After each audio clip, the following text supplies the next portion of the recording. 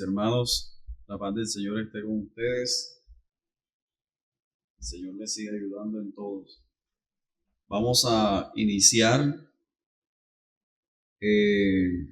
nuestra enseñanza en esta noche. Vamos a estar iniciando hoy sobre el capítulo 18 de nuestra confesión.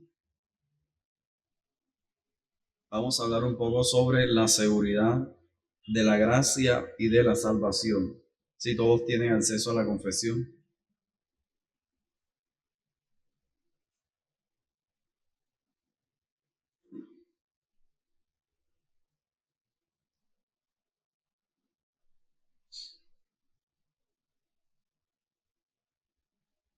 Bueno, vamos a leer nuestra confesión de fe. Vamos a estar leyendo el párrafo número 1. Es el párrafo de nuestro estudio en esta noche. Capítulo 18 de la seguridad de la gracia y de la salvación. Leemos: aunque los creyentes que lo son por un tiempo y otras personas no regeneradas vanamente se engañen a sí mismos con esperanzas falsas y presuposiciones carnales, de que cuentan con el favor de Dios y que están en estado de salvación, pero la esperanza de ellos perecerá.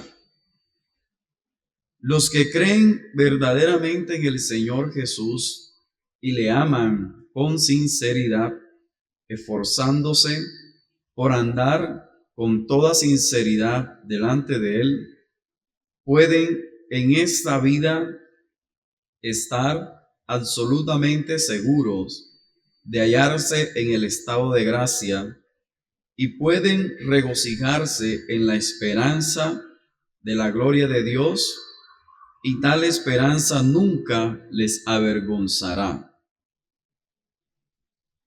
Aquí, mis hermanos, tenemos dos partes que trae nuestra confesión. La primera parte podemos ver que hay un tipo de persona que confían, o más bien se encuentran dentro, para colocar en un ejemplo más claro, dentro de la iglesia, y ellos andan por un tiempo como si fuesen regenerados.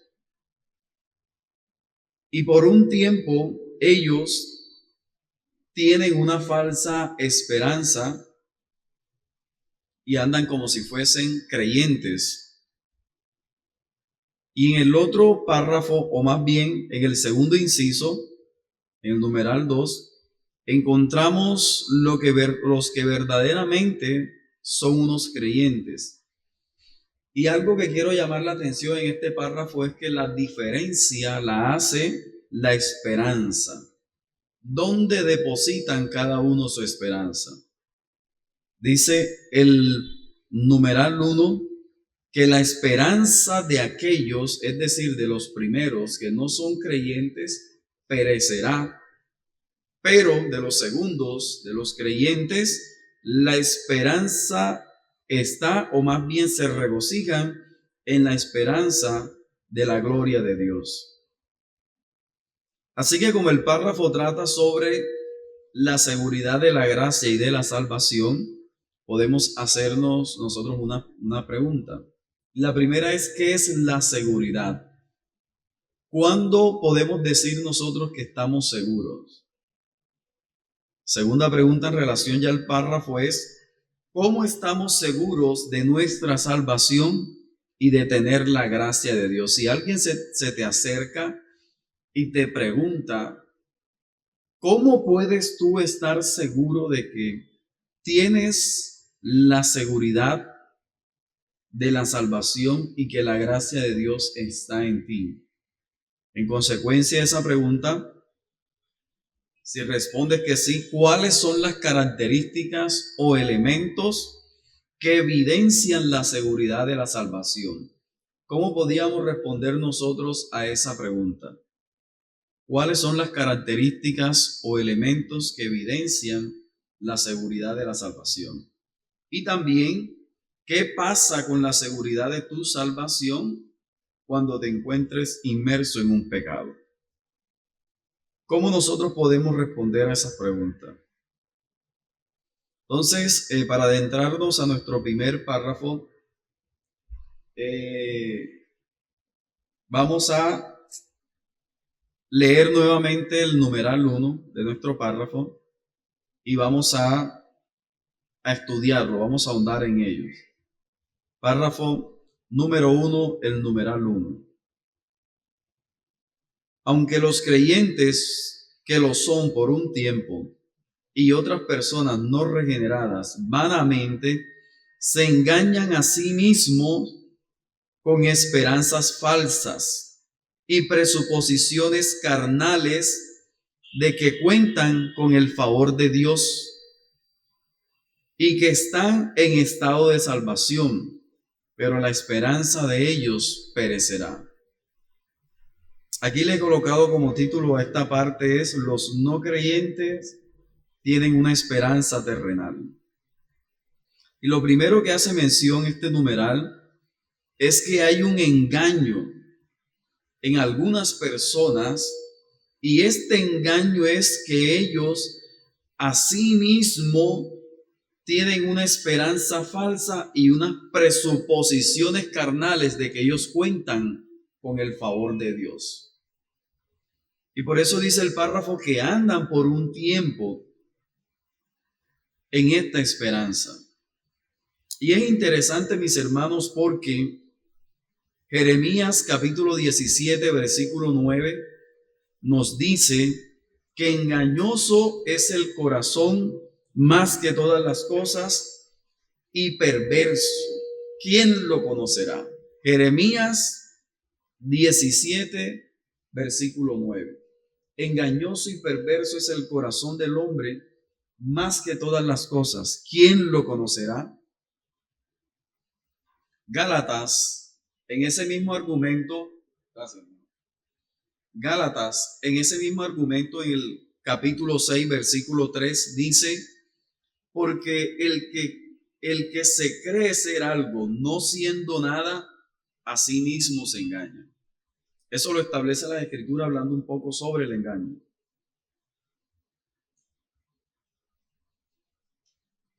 Es decir, que no es una posibilidad de que existan personas engañadas.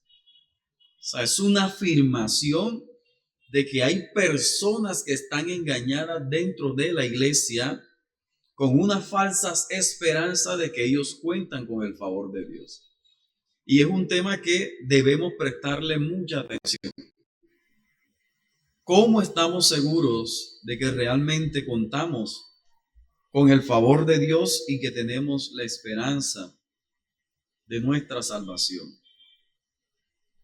Ahora, el engaño de estas personas se evidencia porque la confianza de ellos está basada en sí mismo, es decir, en lo que ellos pueden hacer por sí mismos, en sus obras carnales. Lucas nos da un ejemplo de esto en el capítulo 18, versículo 10 al 14. Vamos a leerlo.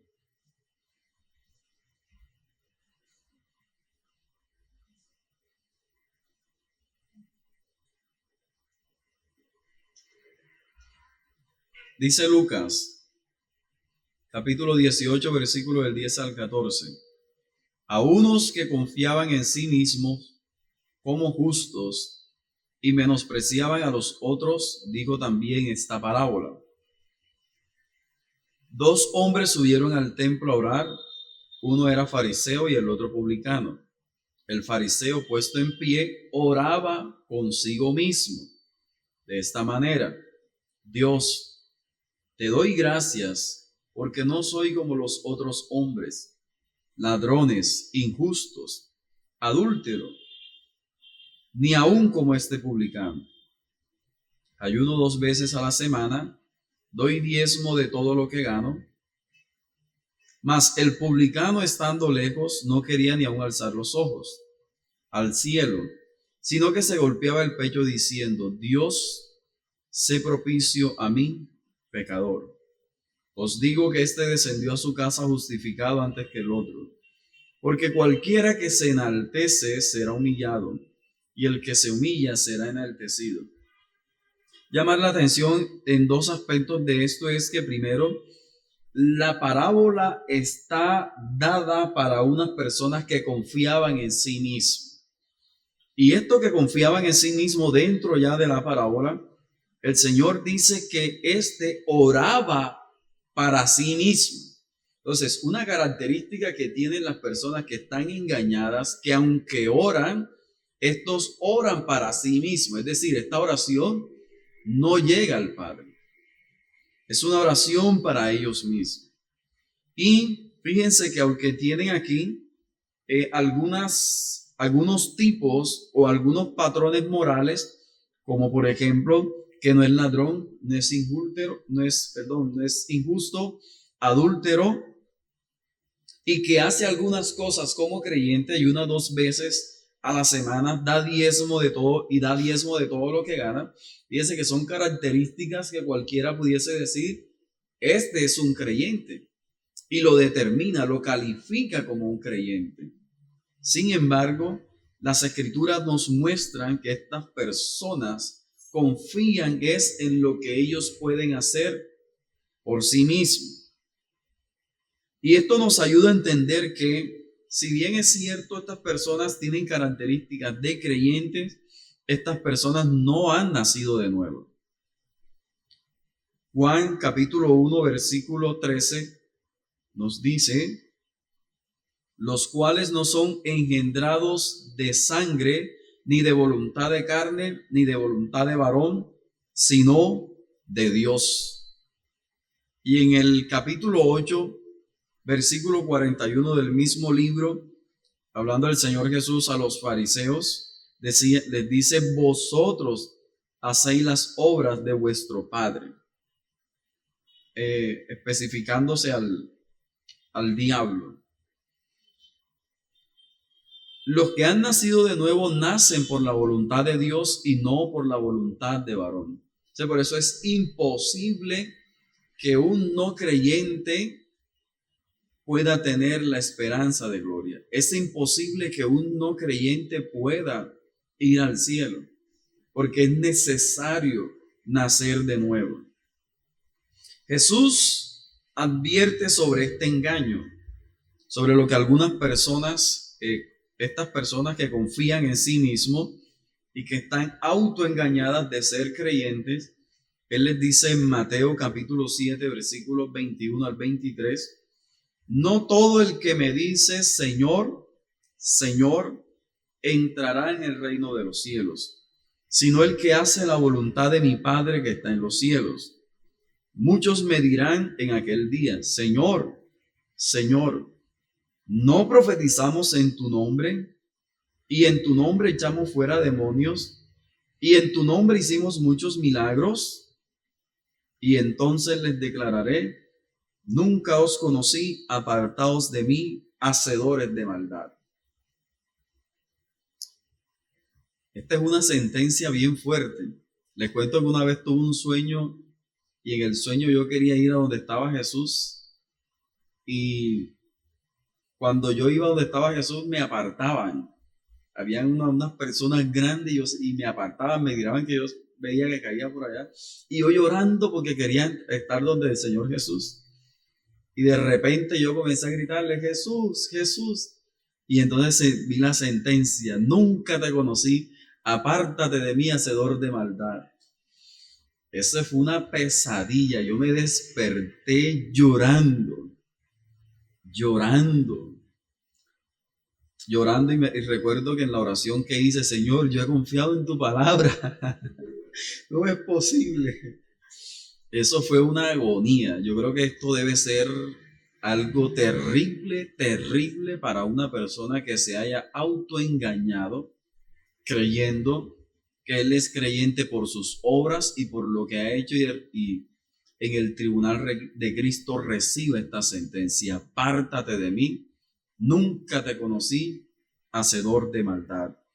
El apóstol Pablo también en el argumento del apóstol Pablo también habla al respecto. En Gálatas capítulo 6, versículo del 7 al 9 dice, no os engañéis, Dios no puede ser burlado, Pues todo lo que el hombre sembrare, eso también segará. Porque el que siembra para su carne, de la carne segará corrupción. Mas el que siembra para el espíritu, del espíritu segará vida eterna. No nos cansemos, pues, de hacer bien, porque a su tiempo segaremos si no desmayamos. Entonces es algo interesante, porque por más que quiera el no creyente imitar a una oveja, y ¿se acuerdan la del lobo, verdad? El lobo que se viste de oveja, por más que quiera imitarlo a su tiempo, esta persona va a desmayar. Siempre va a desmayar. Nunca va a poder perseverar. Porque su esperanza, su fundamento no está arraigado en las Escrituras. No es por la fe, sino por lo que él puede o ella puede hacer. Efesios capítulo 5 dice, capítulo 5, versículos 6 y 7. Nadie os engañe con palabras vanas, porque por estas cosas viene la ira de Dios sobre los hijos de desobediencia. No seáis, pues, partícipes con ellos. Entonces, la desobediencia es una característica de estas personas que se autoengañan. Y es por ello, como dice el apóstol Pablo, que la ira de Dios va a caer sobre estas personas. Entonces, el problema que podemos ver en estas personas, según nuestra confesión, es que estas personas no tienen esperanza de salvación, sino que su esperanza está fundada en la carne, en sus propias obras, en las cosas terrenales. Entonces, deben ellos mirar las cosas celestiales y para ellos les es necesario nacer de nuevo. Estas personas tienen una falsa seguridad de su salvación. Con esto, mis hermanos, pasamos a nuestro segundo numeral 2, del mismo párrafo. El título que le he colocado es: Los creyentes colocan su esperanza en Cristo, que es la esperanza de gloria. Dice el párrafo: los que creen verdaderamente en el Señor Jesús y le aman con sinceridad, esforzándose por andar con toda sinceridad delante de Él, pueden en esta vida estar absolutamente seguros de hallarse en el estado de gracia y pueden regocijarse en la esperanza de la gloria de Dios, y tal esperanza nunca les avergonzará. Vamos a leer Colosenses capítulo 1, versículo 24 al 29. Colosenses 1, 24 al 29.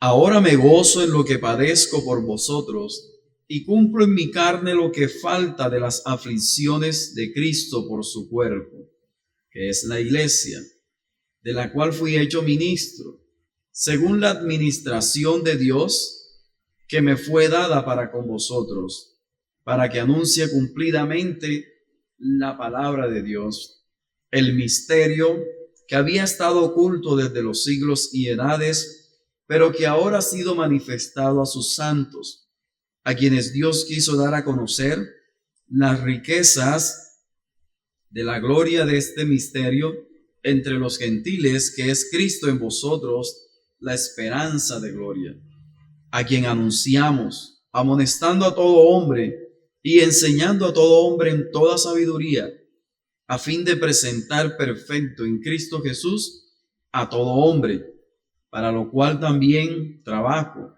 luchando según la potencia de Él, la cual actúa poderosamente en mí.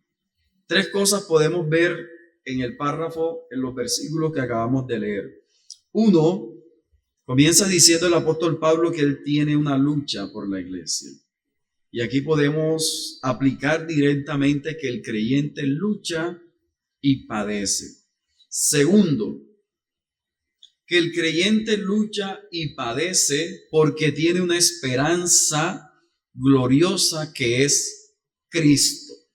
Tercero, el creyente lucha no por su poder o fuerza, sino con el poder y la fuerza del Señor. Es lo que vemos en las características que el apóstol Pablo nos menciona.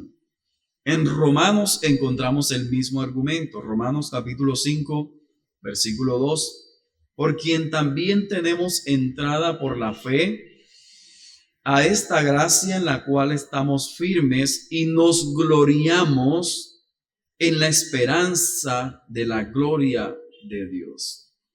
Esa esperanza va fortaleciendo al creyente y le va a dar fuerzas, porque es el poder de Dios en el corazón del creyente que le va a animar que en medio de tanta dificultad, que en medio de tentaciones y en medio de problemas que se presenten a diario, ese es un poder, un fuego que va a mantener al creyente hacia el encuentro con su Señor.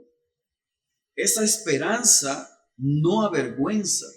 Y por esa esperanza el creyente se mantiene, lucha cada día y persevera cada día.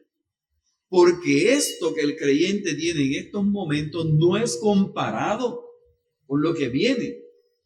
Y el creyente sabe que lo que viene es más glorioso, es poderoso. El creyente solamente en pensar que se va a encontrar con su Señor y va a verle cara a cara, eso es algo que estalla en su corazón y que remueve lo más profundo de su ser y va a animar, va a motivar al creyente para que avance, para que siga adelante. Porque ese es el día glorioso y lo podemos entender a través de las escrituras que todos anhelan, querían ver y tener el privilegio de poder ver al Señor. Así que esa esperanza que nosotros tenemos de la gloria de Dios, eso mantiene a un creyente y le permite perseverar cada día. Eso no tiene comparación. El mundo y todo lo que el mundo puede ofrecer se convierte en algo oscuro y vacío. Y no hay tesoro más grande y más glorioso que lo que el Señor ofrece a un creyente. Las cosas del mundo comienzan a tener un segundo plano y lo celestial viene a ser lo más hermoso, como Moisés, que tuvo por mayor riqueza el vituperio de Cristo antes que los tesoros del faraón. Porque lo terrenal comienza a ser superfluo. No tiene sentido dedicarse y morir a lo terrenal. Para terminar, mis hermanos, quiero dar 4 características que ayudan a un creyente a tener la seguridad, o más bien, de que tiene la seguridad de la gracia y la salvación del Señor. La primera característica es que un creyente coloca su confianza, su fundamento en Cristo. Primera de Juan, capítulo 5, versículo 13 nos dice: estas cosas os he escrito a vosotros que creéis en el nombre del Hijo de Dios, para que sepáis que tenéis vida eterna y para que creáis en el nombre del Hijo de Dios. Es la fe fundamentada en Cristo Jesús.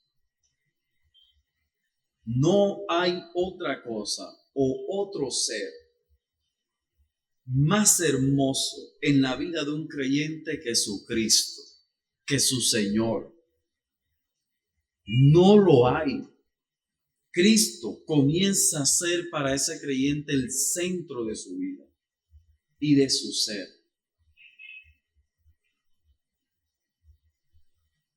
Segunda característica, El creyente tiene seguridad de la salvación porque el Espíritu de Dios nos ayuda a mantenernos firmes en esa esperanza. Romanos capítulo 5, versículo 5. Ya lo habíamos leído. Y la esperanza no avergüenza, perdón, era el siguiente. Y la esperanza, versículo 5 del capítulo 5, vamos a leer. Y la esperanza no avergüenza, porque el amor de Dios ha sido derramado en nuestros corazones por el Espíritu que nos fue dado. Por eso el creyente se mantiene, porque el Espíritu de Dios le ha sido derramado a su corazón y este creyente no se avergüenza. No se avergüenza de su cristianismo, no se avergüenza de lo que el Señor le ha dado, todo lo contrario. Un creyente se siente feliz y gozoso de ser un cristiano, porque el Espíritu de Dios ha sido derramado en sus corazones. El capítulo 8, versículo 16 del mismo libro de Romanos dice: el Espíritu mismo da testimonio a nuestro espíritu de que somos hijos de Dios. Él testifica, Él mueve el corazón del hombre, los pensamientos del hombre, para evidenciarle de que es un hijo de Dios. Ya vamos a sentir pasión por las cosas de Dios.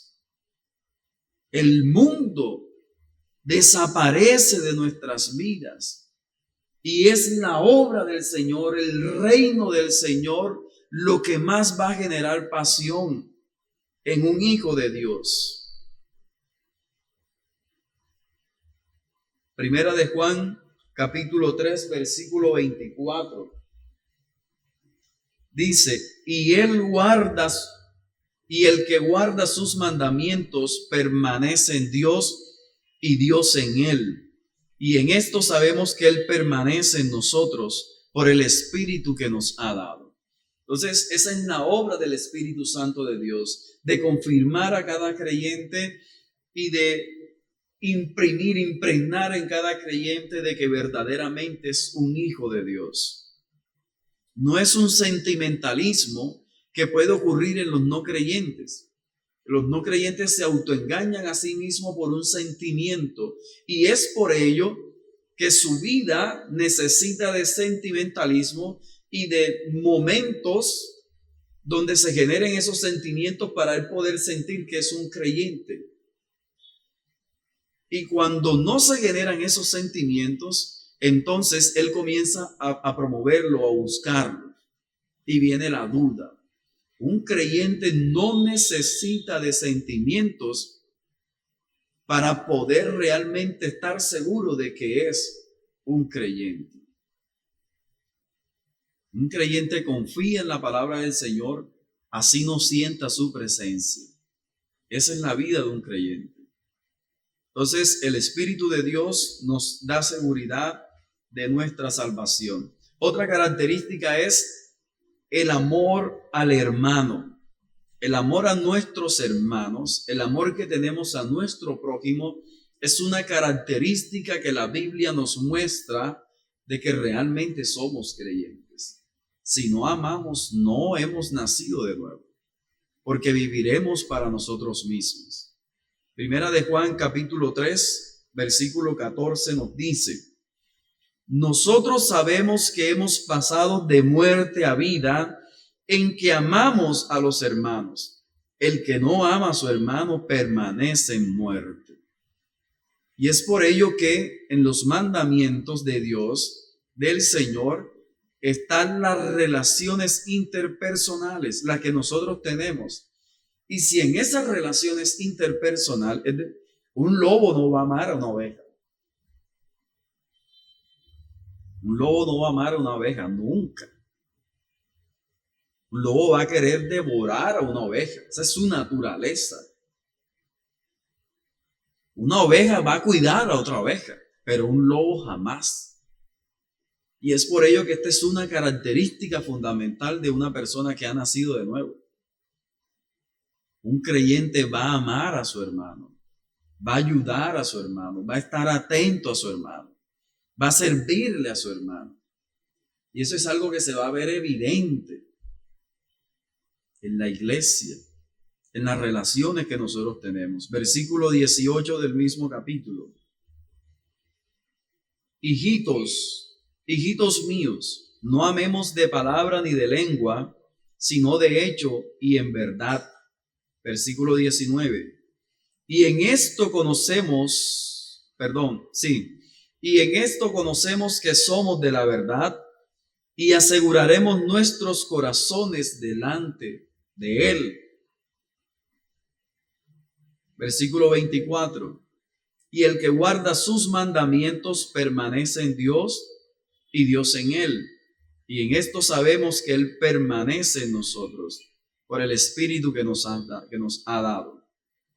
Ahí mismo leo para ustedes Primera de Juan capítulo 2 versículo 3, dice: y en esto sabemos que nosotros le conocemos y guardamos sus mandamientos. Entonces la característica, mis hermanos, es que amamos a nuestros hermanos. El corazón orgulloso y de piedra que es para sí mismo cambia y ahora se debe ver reflejado en un servicio de amor hacia nuestros hermanos. Y pensaremos siempre en nuestros hermanos y en el bien de nuestros hermanos. Esa es una característica que tiene un creyente. Y por última característica es que el creyente va a perseverar siempre. Siempre. Independientemente de cualquier situación, el creyente va a perseverar. Si ha pecado, se levantará, pedirá perdón al Señor y perseverará. Pero siempre va a perseverar. Y la característica contraria de un no creyente es que una vez peca, enseguida busca otro camino, su propio camino, el que realmente tiene.